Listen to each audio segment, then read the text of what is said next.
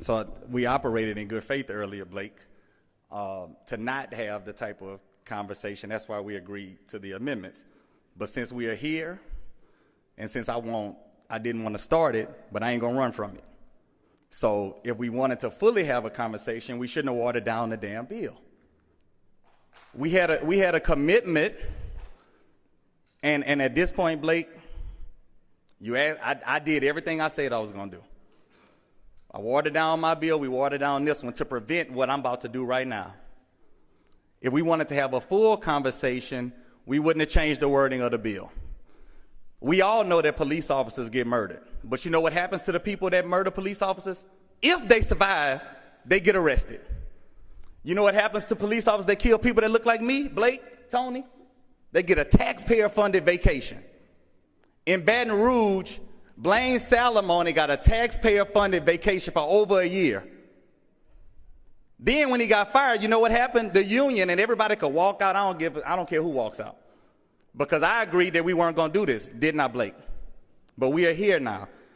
Tony in committee talked about the fact that as a police officer, he's had to fire some of his friends for pepper spraying somebody in handcuffs. Tony, I was pepper sprayed in handcuffs by a police officer, a white one. Doty in committee said, oh, if something happens to you and you see, and I'll intervene. And you said, if something happened to me, you said that I would intervene. And Doty, as a man, I probably want to intervene, but as a black man, I'm not intervening if a cop is doing something to you. Because while I love you, I love my daughter even more, and I got to go home to her. And I don't have a trust enough for me to intervene that I won't get shot and killed. We talk about the taser incident. Brian Fontenot, you talked about the taser incident of a guy in Atlanta. And you said that was an adequate police shooting. They had another taser incident of a white man who took a taser from a cop. The cop ran away.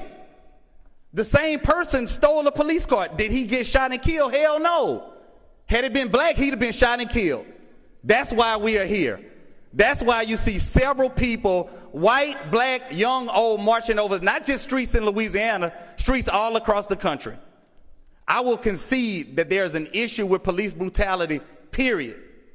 Way too often, when the victim of that brutality is an African American, that officer skates. And the first thing you see is when that black boy was suspended from the 5th grade, or when he got kicked off his football team.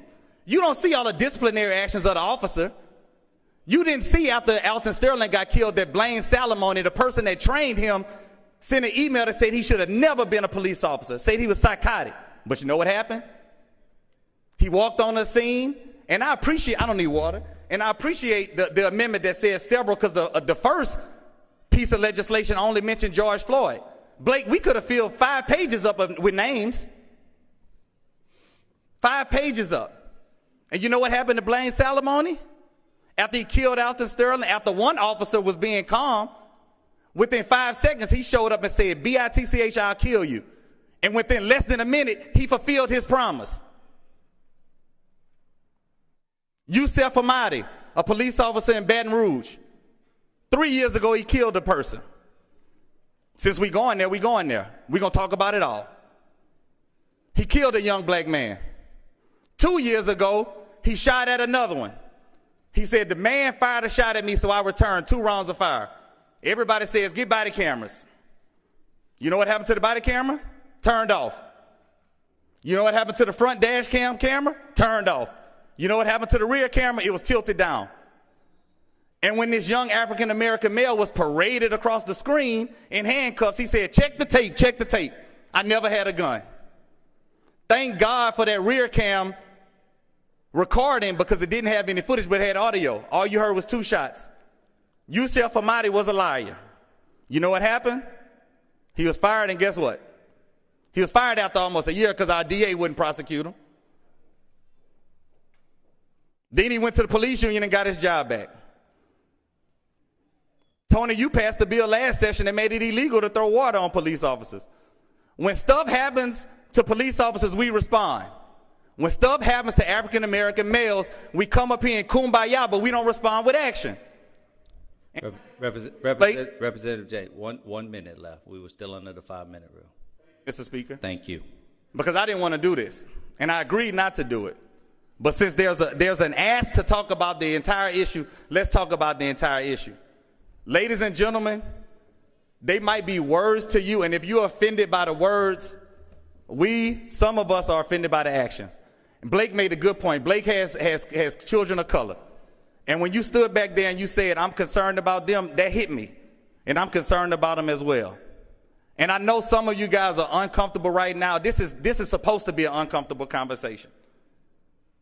But thank God that you have to deal with an uncomfortable conversation and not an uncomfortable life when lights are shining behind you. And if you think that this little stupid pen right here prevents me from feeling fear, it doesn't. Because as a member from this body, I get my haircut on Nicholson Drive. Many of you have passed by it.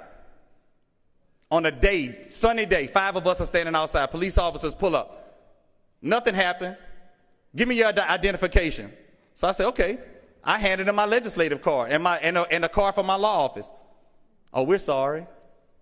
And many of you are going to probably give them the benefit of the doubt. Oh, something must have happened. No, it didn't. Because I called the precinct captain. They didn't have a call. 5 black men standing outside and 3 officers pulled up. And then one of them had the audacity to tell me, I thought you were one of them. I am one of them. Just because I had this pen doesn't make me any different. And I want you guys to know that despite the title, as soon as I walk out of here, to many people, I'm just one of them. I report. All right.